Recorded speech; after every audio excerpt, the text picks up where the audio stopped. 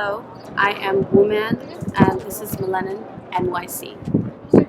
I am a singer-songwriter from the Bronx, New York area, and I create folk, soul, pop, rock music that shares a focus on our community and on our government and a lot of politics that are taking place in our generation. I mainly try to focus on healing myself with my music, and in turn I find the most gratifying thing is that I end up healing my brothers and sisters in my community as well. So I first came up with the stage name Wombman during a 2-year break that I took from my music career. I really wanted a chance to reflect and grow and basically reinvent myself, and I had to think and really dig deep about what really mattered to me and what I wanted to accomplish with my career. And the one thing that resonated with me so deeply was I really wanted to capture the essence of what it meant to be a woman in this day and age. And my essence can be very strong. Like, I know I emit a lot of strength, and I really wanted to resemble that, and I really wanted to represent that for women everywhere, and kind of be this sisterly representation, of power and feminine strength for a lot of other women who haven't yet discovered that in themselves. And I thought it was so important for me to not just, rep my own essence, but also to call myself something that I felt was relatable to a lot of other people. And I feel like women are at such an important time right now where we're rising, and we're getting so much acknowledgement for our capacity to love and to overcome adversity and to commit strength and to be successful. And that was really what kind of stuck with me. I realized it was about capturing the essence of womanhood. Watching my mom go through all of these trials and tribulations really helped me redefine what it meant to be a woman, and how women had so much power, and how our capacity to overcome things in the face of adversity was extremely supernatural. And that's when I realized that, becoming a woman and calling myself a woman was not just about me. It was about what it meant to be a woman in this day and age, and how women since the beginning of time have been such a catalyst for so many breakthroughs and for so many evolving, turning points for humanity, really. During my solitude, I spent 2 years not creating anything. I didn't play any music. I didn't do any gigs. I really spent a lot of time in meditation. I spent a lot of time at the beach, conversing with the ocean and trying to imitate the stillness of it, and really just trying to reflect on what it was that I wanted to accomplish out of my career, and whether or not I wanted to be an artist, because I feel like being a creator and being an artist are two different things. You know what I mean? There are people who were born to create, but it doesn't necessarily mean that they were born to be an artist. And I had to ask myself that question, I love to create, but do I want to be an artist? Am I the type of person that could see myself putting in that dedication and that devotion into, healing the world around me on that level? Is that something, did I want to be on the forefront of my creation? And that was a turning point for me. That was a really hard question to ask myself, because I've been performing since I was 7 years old, and I love performing, but at this point I really had to ask myself if I felt like everything I was giving up and all the sacrifices I was making was truly worth what I was trying to accomplish.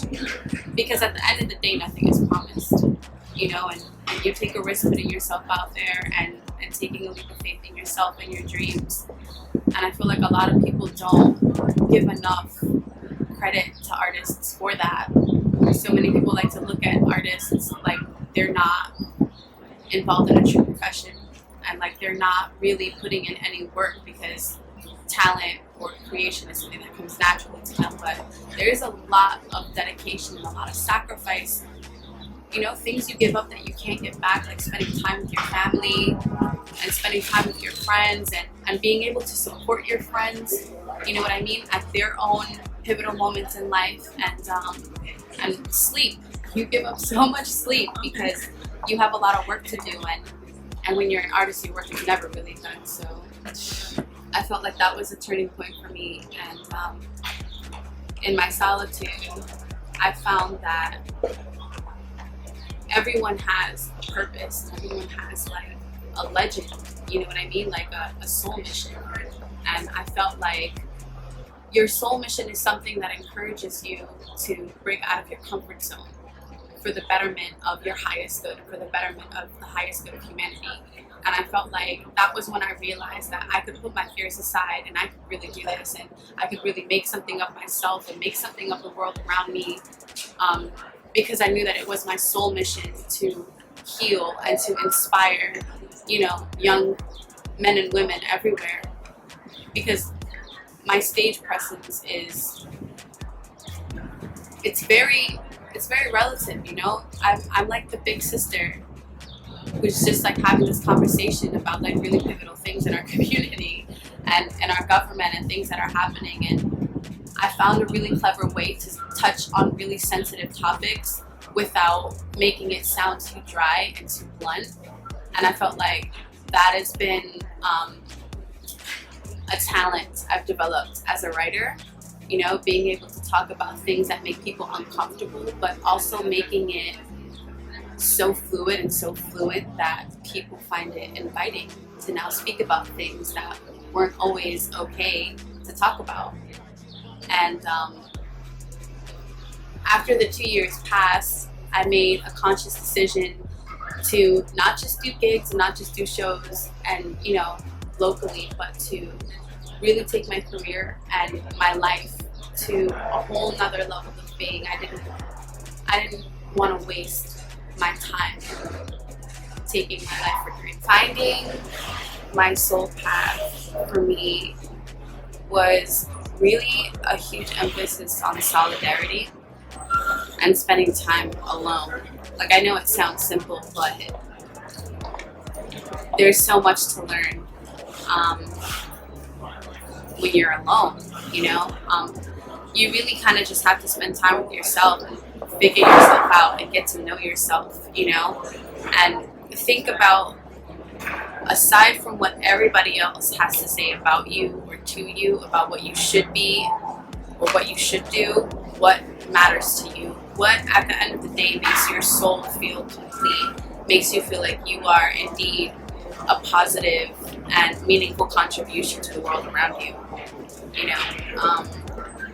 For me, that was creating music, and not just because I wanted to be an artist and because I thought that life was glamorous, but because I am a poor man's daughter, you know, and I really wanted to show minorities and young women especially everywhere that it doesn't matter where you come from, and it doesn't matter how much you have, you know, if you have enough drive and if you have enough ambition and if you have enough creative influence and talent, you can take yourself anywhere.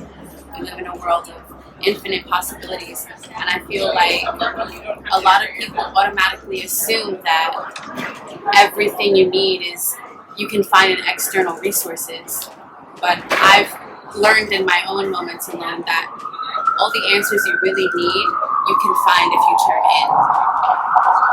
And I felt like that was really how I came to terms with what I wanted to do with my life, and what kind of, you know, limited my insecurity on whether or not what I was doing was going to be long lasting, long term. You know what I mean? Because I still have my days when I feel like, you know, I don't want to do anything really. You know, I just want to be and not have to worry about all the work that's due and not have to worry about, you know, all the people that are counting on me. But I feel like when you spend enough time alone and you really ask yourself and ask your soul what's good for you, what's good for you that is also good for the world around you. That was kind of what helped me figure that out. I feel like I had to come to terms with the fact that my parents are always going to want me to go to school and be a doctor or nurse, you know, and my grandmother is always going to want me to be a Christian who loves Jesus. But at the end of the day, you have to really be brave, and you have to make a decision for yourself. You have to take accountability for your own life, and not just say, I am this way because of my mother, I am this way because of my father, I am this way because of me.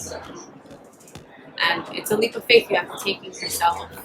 And also finding time to acknowledge that it's okay if you don't have the answers, because the wisest thing anyone can ever say is that they don't know.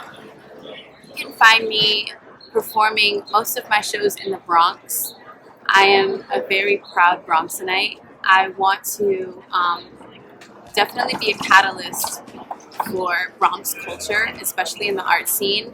The Bronx has such a mythical reputation for being this terrible place that is too dangerous to bring your kids, or, you know, not culturally diverse enough to be enlightened on something new. And I feel like the Bronx is rising right now, and it's really burning. It's on fire, and there's so many beautiful artists that are, you know, born and raised there. And I feel like we're really bringing back the essence of the Bronx, which is, you know, Bronx warrior spirit, and truly, you know, taking all the adversity that has been placed before us, and all these reputations and all these categories and these limitations, and basically just fighting against the gentrification and bringing more awareness to the fact that the Bronx has so much more to offer than just land and property. You know, there's so much soul and spirit and culture, and there's so much unity in the Bronx that people are not aware of, because they're so fixed on the reputation that has been given to us by other people who are not even Bronx residents.